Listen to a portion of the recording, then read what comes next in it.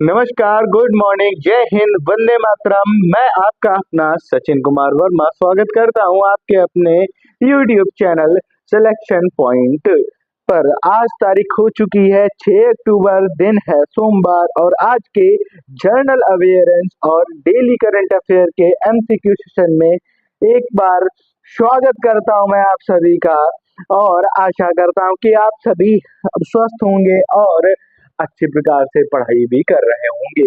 तो आज का जो सेशन है जिसमें हम करने जा रहे हैं, सर्वप्रथम हम करेंगे भारतीय संविधान के कुछ महत्वपूर्ण संविधान संशोधन और साथ ही साथ में डेली करंट अफेयर के कुछ बहुत ही महत्वपूर्ण एमसीक्यू सेशंस। तो आशा करता हूं कि आप क्लास के साथ जुड़ेंगे आखिरी तक। आपके लिए मैं डेली की तरह आज भी बेहतरीन क्वेश्चंस लेकर के आया हूं। तो वीडियो को एक बार लाइक कर दीजिएगा, शेयर कर दीजिएगा और चैनल को सब्सक्राइब कर दीजिएगा। तो शुरू करते हैं आज के इस सेशन को।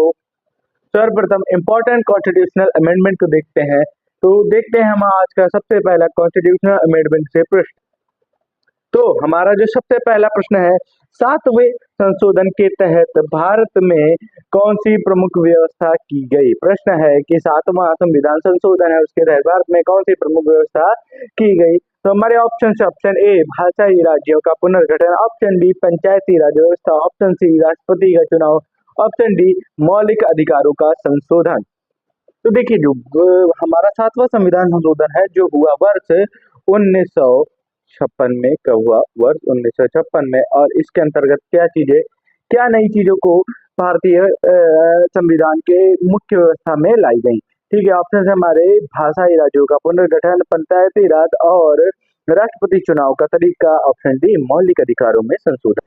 तो इस प्रश्न का जो सही उत्तर है वह है ऑप्शन ए भाषाई राज्यों का पुनर्गठन 7वें संविधान संशोधन 1956 के द्वारा किया गया। ठीक है, तो भाषाई राज्यों का पुनर्गठन होता है वर्ष 1956 में 7वें संविधान संशोधन के अंतर्गत।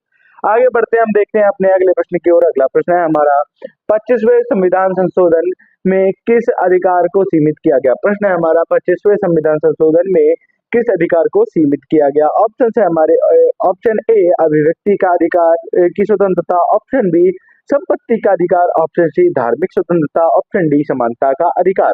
तो जो हमारा 25वां जो संविधान संशोधन हुआ यह हुआ वर्ष 1971 में। ठीक है, और इसमें ठीक है आप देखेंगे तो डायरेक्टिव प्रिंसिपल जो है हमारा जो डीपीएसपी है उसके अंतर्गत आर्टिकल 39 बी और 39 सी के अंतर्गत जो लागू होने वाले जो भी हमारे मौलिक जो अधिकार हैं, ठीक है, जो अनुच्छेद 14, 19 और 31 के अंतर्गत है, उनके उल्लंघन पर आधार पर अदालत में चुनौती जो है नहीं दी जा सकती। यह था 25वें संविधान संशोधन में। और एक और चीज थी वह थी संपत्ति का अधिकार। आप देखेंगे, ठीक है, तो जो संपत्ति का अधिकार है उसको सीमित कर दिया गया था 25वें संविधान संशोधन वर्ष 1971 में। ठीक है, संपत्ति के अधिकार को सीमित कर दिया गया। आगे देखते हैं 44वें संविधान संशोधन में आपातकाल से संबंधित कौन सी महत्वपूर्ण व्यवस्था की गई। ठीक है, तो प्रश्न है हमारा, ठीक है, प्रश्न है हमारा 44वें संविधान संशोधन में, ठीक है, जो आपातकाल से संबंधित कौन सी महत्वपूर्ण व्यवस्था की गई। प्रश्न ऑप्शन है हमारे ए अनुच्छेद 370 को समाप्त किया गया, ऑप्शन बी संपत्ति के अधिकार को हटाया गया, ऑप्शन बी अनुच्छेद 352 को संशोधन किया गया, ऑप्शन सी मौलिक कर्तव्य जोड़े गए। देखिए, तो जो 44वां संविधान संशोधन हुआ यह कब हुआ, यह हुआ वर्ष 1978 में हुआ। ठीक है, इस चीज का ध्यान रखें कि कब हुआ, वर्ष 1978 में हुआ। इसके अंतर्गत जो आपातकाल जो है, ठीक है, आपातकाल से संबंधित कार्य किए गए जो कि आता है अनुच्छेद 352 के अंतर्गत। 352 के अंतर्गत जो सशस्त्र विद्रोह है, आर्म्ड रेबेलियन शब्द है, उसको लागू किया गया। ठीक है, और जो आंतरिक अशांति के स्थान पर देखिए, अगर आंतरिक अशांति है, ठीक है, वहां पर हम क्या यूज कर सकते हैं, हम आर्म्ड रेबेलियन शब्द का उपयोग कर सकते हैं। ठीक है, आगे बढ़ते हैं हम अपने अगले प्रश्न की ओर। अगला प्रश्न है 52वें संविधान संशोधन से कौन नया अनुच्छेद जोड़ा गया। प्रश्न है हमारा 52वां जो संविधान संशोधन है उससे कौन सा नया अनुच्छेद जोड़ा गया। तो हमारे ऑप्शन है option A 370 A, option B 356 A, option C 10वीं अनुसूची, ऑप्शन डी 11वीं अनुसूची। देखिए, तो 52वें संविधान संशोधन में देखिए किसी भी प्रकार का कोई आर्टिकल अनुच्छेद नहीं जुड़ा, परंतु एक अनुसूची जुड़ी जो थी 10वीं अनुसूची। ठीक है, जो कि वर्ष 1985 में हमारा क्या हुआ, 52वां संविधान संशोधन हुआ वर्ष 1985 में, जिसमें 10वीं अनुसूची को जोड़ा गया। ठीक है। 10वीं अनुसूची जो दल बदल का कानून है उसके लिए होता है, जिसको हम एंटी डिफेक्शन लॉ भी कहते हैं। इसका उद्देश्य क्या है? संसद और राज्य के जो विधानमंडल के जो सदस्य हैं वो चुनने के बाद किसी प्रकार का दल बदल करने पर उसका जो अयोग्य ठहरा दिया जा सकता है, उनको अयोग्य ठहरा दिया जा सकता है, उससे संबंधित प्रावधानों को लागू करना जो था, यह 10वीं अनुसूची एंटी डिफेक्शन लॉ के अंतर्गत आता है। आगे देखते हैं हम अपने अगले प्रश्न की ओर। 101वें संविधान संशोधन में कौन सी कर व्यवस्था को लागू किया गया? प्रश्न है हमारा 101वें संविधान संशोधन के अंतर्गत कौन सी कर व्यवस्था को लागू किया गया? ऑप्शन ए है सेवा कर, ऑप्शन बी जीएसटी वस्तु एवं सेवा कर, ऑप्शन सी उत्पादक शुल्क उत्पादक शुल्क, ऑप्शन डी आयकर। ठीक है, तो देखिए आप सभी को पता होना चाहिए जो जीएसटी है, ठीक है, जो जीएसटी है गुड्स एंड सर्विसेज टैक्स, इसको 101वें संविधान संशोधन के अंतर्गत लागू किया गया है। और जो देखिए सर्वप्रथम आप ध्यान देखेंगे, ठीक है, 2016 में 101वां संविधान संशोधन लागू किया गया जिसे हम जीएसटी भी बोलते हैं। ठीक है, प्रश्न का जो सही उत्तर है वह क्या है? जीएसटी वस्तु एवं सेवा कर। आगे देखते हैं 103वां जो संविधान संशोधन है वह संबंध किससे रखता है? तो 103वां संविधान संशोधन किससे संबंध रखता है? Option A GST, option B आर्थिक रूप से कमजोर वर्ग जिसको हम ईडब्ल्यूएस को 10% आरक्षण बोलते हैं, ऑप्शन सी पंचायत व्यवस्था, ऑप्शन डी राष्ट्रपति चुनाव। ठीक है, तो वर्ष 2019 में आता है जो 103वां संविधान संशोधन है जिसमें जो ईडब्ल्यूएस है, जो आर्थिक रूप से कमजोर वर्ग है, ठीक है, उसको 10% आरक्षण दिया जाएगा। यह कब लागू हुआ? यह लागू हुआ 2019 में। ठीक है, यह था हमारा 103वां संविधान संशोधन। तो अब हम कर चुके हैं अपने अमेंडमेंट से रिलेटेड कुछ बहुत ही महत्वपूर्ण एमसीक्यू क्वेश्चंस। अब करने जा रहे हैं हम आज के अपने डेली करंट अफेयर के सेशन को। तो आशा करता हूं कि आप सभी क्लास के साथ अंत तक जुड़े रहेंगे। तो शुरू करते हैं हम अपने एमसीक्यू सेशन को। सर्वप्रथम जो हमारा सबसे पहला प्रश्न है, हाल ही में कौन से भारतीय राज्य को इलेक्ट्रिक व्हीकल हब बनाने की दिशा में अग्रसर है? देखिए तो भारत का कौन सा ऐसा राज्य है जिसको इलेक्ट्रिक व्हीकल हब के बनाने के लिए अग्रसर किया जा रहा है? तो हमारी ऑप्शन है, option A Maharashtra, option B Karnataka, option C Tamil Nadu, option D Gujarat. ठीक है, तो आप सभी को पता होना कि भारत ने COP 29 में क्या किया है? अभी भारत ने एक जिसके कहते हैं एक MOU साइन किया है जिसके अंतर्गत क्या है कि हम जो है वर्ष 2030 तक की भारत को पूरे का जो है रिन्यूएबल एनर्जी सोर्सेज पर आश्रित कर देंगे। ठीक है, तो उसको देखते हुए इलेक्ट्रिकल व्हीकल हब के रूप में अगर देखा जाए तो हमारा जो राज्य है तमिलनाडु, उसको इलेक्ट्रिकल व्हीकल हब बनाया जा रहा है। तमिलनाडु ने इलेक्ट्रिकल व्हीकल मैन्युफैक्चरिंग और बैटरी उत्पादन के लिए बड़ा निवेश को आकर्षित भी किया है। आगे बढ़ते हैं हम अपने अगले प्रश्न की ओर। अगला प्रश्न है, कौन सी खेल प्रतियोगिता 2025 में भारत में पहली बार आयोजित होने जा रही है? ऑप्शन है हमारे, ऑप्शन ए एशियाई खेल, ऑप्शन बी महिला क्रिकेट विश्व कप, ऑप्शन सी फुटबॉल विश्व cup junior, option D hockey विश्व कप। ठीक है, तो कौन सी ऐसी प्रतियोगिता है जो भारत में पहली बार आयोजित हो रही है 2025 में? एशिया खेल, क्रिकेट विश्व कप, फुटबॉल विश्व कप जूनियर एंड हॉकी विश्व कप। तो देखिए जो महिला क्रिकेट विश्व कप है उसका आयोजन भारत में हो रहा है इस वर्ष। ठीक है, और आप सभी को ध्यान रखना चाहिए, वर्ष 1973 में सर्वप्रथम पहली बार महिला क्रिकेट विश्व कप को शुरू किया गया। पहला संस्करण वर्ष 1973 में आयोजित किया गया था। एक प्रश्न यह भी बन सकता है कि इस वर्ष यह जो ICC क्रिकेट वर्ल्ड कप हो रहा है इसका कौन सा संस्करण है? आप सभी को ध्यान रखना चाहिए, यह इसका 13वां संस्करण है। ठीक है, जो भारत और श्रीलंका में संयुक्त रूप से आयोजित किया जा रहा है। आगे बढ़ते हैं, अब हम देखते हैं अपने अगले प्रश्न की ओर। ठीक है, उससे पहले देखते हैं ICC क्रिकेट विश्व कप जो है वो पहली बार भारत को चुना गया है जिससे देश में महिला क्रिकेट को बढ़ावा मिलेगा। आगे देखते हैं अगला प्रश्न हमारा। ठीक है, तो यह प्रश्न जो है हमारा न्यू एजुकेशन पॉलिसी से रिलेटेड है। राष्ट्रीय शिक्षा नीति 2025 का लक्ष्य क्या है? तो आप सभी को पता होना चाहिए जो न्यू एजुकेशन पॉलिसी है, ठीक है, नेशनल एजुकेशन पॉलिसी जो 2020 की थी उसका जो नया जो चरण है, ठीक है, जिसको कहते हैं एक विस्तार है, ठीक है, इसको 2025 में शुरू किया गया है। तो इसका लक्ष्य है वह क्या है? ऑप्शन है हमारे, ऑप्शन ए अंग्रेजी माध्यम को बढ़ावा देना, ऑप्शन बी तकनीकी शिक्षा को अनिवार्य करना, ऑप्शन सी समग्र शिक्षा और कौशल का विकास करना, और ऑप्शन डी शहरी शिक्षा को सुधारना। तो देखिए न्यू एजुकेशन पॉलिसी 2025 का जो लक्ष्य है वह क्या है? ठीक है, जो हमारी जो शिक्षा है उसके साथ साथ में आपको स्किल्स का भी ज्ञान होना आवश्यक है। ठीक है, आपको स्किल्स भी सिखाई जाए इस एजुकेशन सिस्टम के अंतर्गत, यह राष्ट्रीय शिक्षा नीति 2025 का लक्ष्य है। ठीक है, देखते हैं नई शिक्षा नीति का मकसद बच्चों में नवाचार, कौशल और मूल्य पर आधारित शिक्षा को बढ़ावा देना है। ठीक है, तो इसका मेन फोकस क्या है कि जो छात्र है उनके अंदर इनोवेशन हो, एक स्किल हो, और इस प्रकार की जो एक शिक्षा है उसको बढ़ावा देने का जो उद्देश्य है वह नई शिक्षा नीति 2025 का है। आगे बढ़ते हैं, हम देखते हैं अपने अगले प्रश्न की ओर। हाल ही में किस अंतर्राष्ट्रीय संगठन ने अपनी सदस्यता हासिल की है? भारत ने किस अंतर्राष्ट्रीय संगठन में अपनी सदस्यता को हासिल किया है? ऑप्शन है हमारे, option A UNESCO, option B WTO, option C अंतर्राष्ट्रीय समुद्री संगठन और ऑप्शन डी है अंतर्राष्ट्रीय योग्य संगठन। देखिए, तो अंतर्राष्ट्रीय कौन सा ऐसा संगठन है जिसकी सदस्यता इस वर्ष भारत को प्राप्त हुई है?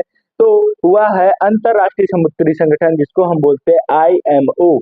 तो यह जो आईएमओ है, ठीक है, इसकी जो शुरुआत हुई वह हुई 17 मार्च 1948 में। ठीक है, कब हुई?